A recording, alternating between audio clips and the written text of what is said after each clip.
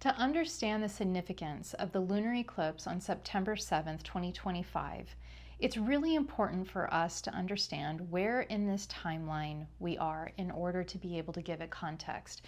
And this context also explains the significance of the solar eclipse that's coming up on September 21st, 2025. Now, you may have heard in certain circles on certain YouTube videos about this thing called the Great Shift. Look out for the Great Shift. The Great Shift is coming. We're in the Great Shift. So what is this Great Shift? And when is it occurring? Well, the Great Shift actually started back in 2020 with the Great Conjunction.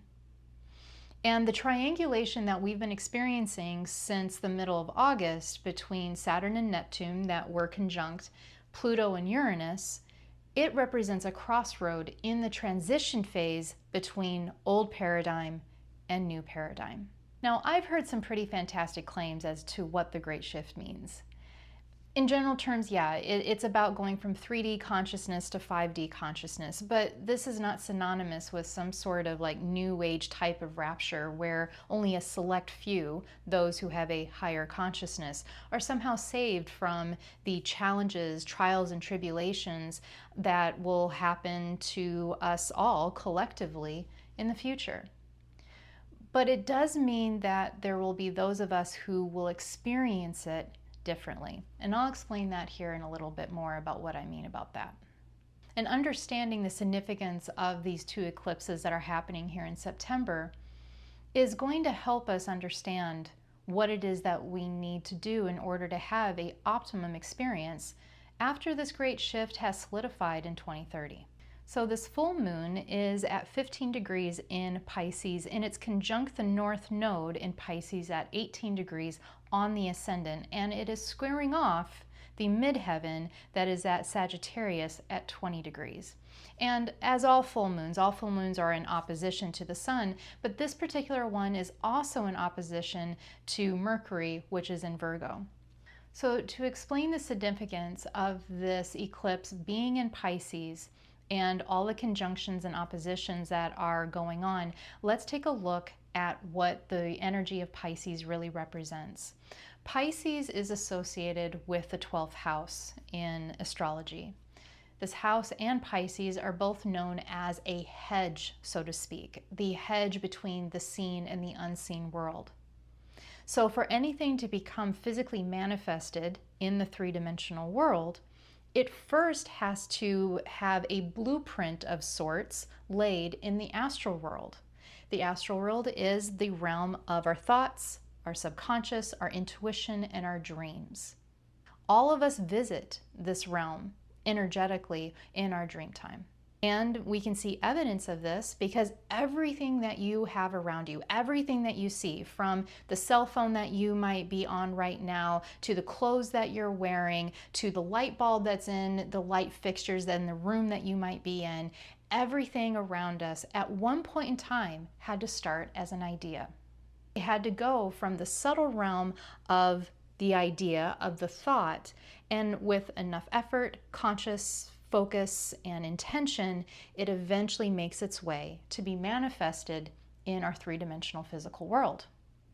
So, if this is how things are manifested, that they first have to have an energetic blueprint that we usually associated with thoughts, visions, and ideas, before anything is changed, before anything is created, then Pisces is the best sign, the best energy that we could have at our disposal to create a new future.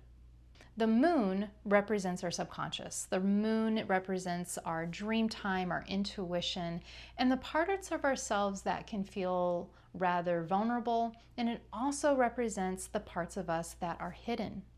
This is the other association with Pisces, because Pisces is like the mists of Avalon. You travel through the mist to get to the isle. It's that hedge between the dream time and reality. And an eclipse is a portal. It's a portal that, generally speaking, lasts for 6 months. Now, this particular eclipse is going to have permanent ramifications depending on our decisions. Now, whatever that moon during the lunar eclipse is conjunct with, it's almost like that energy, in this case it's the North Node, is in the boat going through the mists of Avalon with the moon. The North Node represents our purpose, our soul's mission, our goals, and our highest aspirations. It can also represent the lessons that we need to learn in this life, what it is that our identity and our soul is moving towards. So this lunar eclipse, this portal, is taking us into the realms of our subconscious. It's taking us into the realms of our dream time. It's taking us through the hedge to revisit the blueprints that lay in the background, almost like a background code or program that determines our reality. So we have this lunar eclipse that's a portal, and it is in opposition to Mercury, which is the planet of communication, and it also rules over our intellect, like how we mentally process information, as well as the sun, which is our identity. It is forcing us to take a look at what is going on in the background that is determining how we express ourselves. And this is even more amplified by the fact that it's squaring off the midheaven that is in Sagittarius at 20 degrees. And the midheaven is associated with our career and our public expression. So this is a time where we may feel really passive. We may feel very reluctant to put ourselves out there in any way. And that's okay, because right now you're in the boat. You're going into the portal, into the unseen realms. You're allowing yourself to take a look at what really lays there. So there may be gifts, there may be treasures, and there may be dragons. Now, dragons in modern myth and lore, they've been demonized, and they were demonized by the church. Dragons used to be associated with the sacred feminine. Dragons, traditionally, before the Christian era, were associated with elements, with nature, and in certain cultures, like the Chinese cultures, they were associated with the meridians of the earth, the ley lines of the earth, which are like the meridians in acupuncture for our bodies. This is where, these are the lines, the currents of energy that run through our planet, and without these lines of energy, our planet would become inert. The Chinese called these ley lines dragon lines. Now, subconsciously, our dragons represent the parts of ourselves that are highly powerful and have the ability to be either very creative or very destructive. So as you go through the Avalon mists and you enter into the subconscious realms, as you gain access through this eclipse portal, if you do meet a dragon, you have the option to either fight your dragon or learn how to fly with your dragon. And this really defines the difference between 3D consciousness and 5D consciousness. 5D consciousness really is about living in the potential of the present moment. 3D consciousness is defined by what it is that we know, our past, and it is very physical related. It's heavy, it's dense, it's inertia. And most of us, and I think that this defines our human experience collectively for thousands of years, we always look to the past to define our present moment and to define what is realistic for the future. Dragons psychologically are related to our shadow. Your shadows aren't necessarily the parts of yourself that are quote unquote bad or undesirable. They're simply repressed. So once you get through the mists of Avalon, if you do meet a dragon, there's a couple of things that you can ask in order to discern how best to proceed. One, ask yourself, is this even your dragon?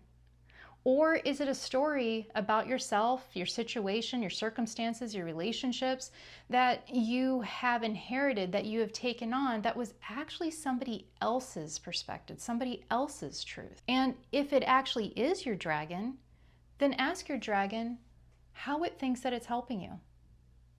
Because a lot of times, even the most destructive dragons, the ones that are associated with shame, for example, the ones that keep us small, that keep us inert, that keep us from living life to the fullest, these dragons, oftentimes, their intention is to keep us safe. It's like a really well-intended friend whose tactics are completely all off. So how we tame our dragon is by having compassion for it, to spend time with it, to understand it. And then from that place of understanding, we are better equipped to be able to redirect that energy in a more productive way. So this lunar eclipse, it sets the internal landscape for the metamorphosis that the solar eclipse will represent for our identity, our situation, and our circumstances. And having these conversations with our dragons, to have compassion for our shadows, automatically creates the momentum necessary for that metamorphosis to happen.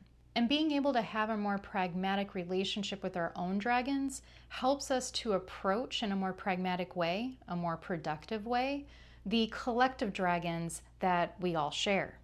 And this is really that difference between that 3D experience and the 5D experience.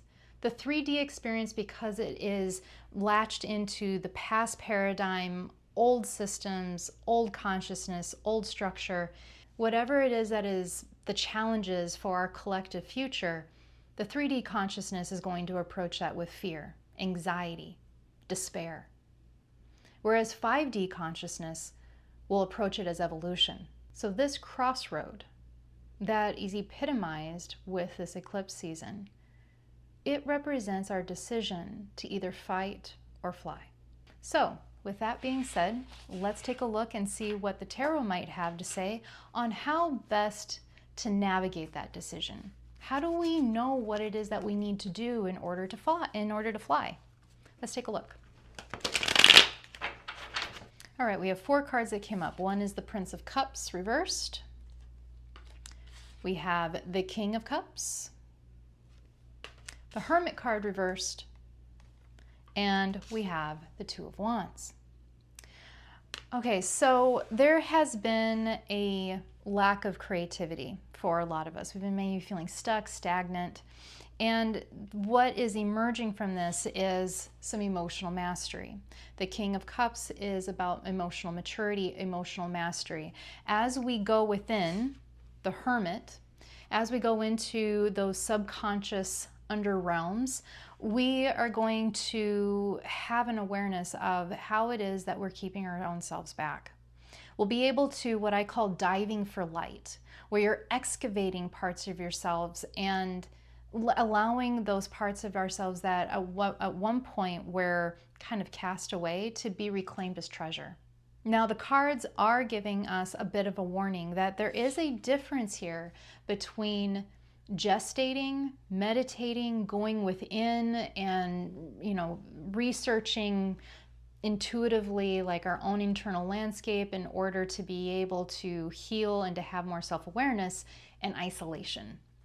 So when the Hermit card is reversed, it's talking about the desire to isolate, the desire to kind of shut ourselves off. You don't have to be a social butterfly over the next few weeks, but do be aware that if you go into a place of despair or depression, to reach out, even if it's a text message, in order to be able to have that connection, to know and reconnect with the fact that you truly are supported.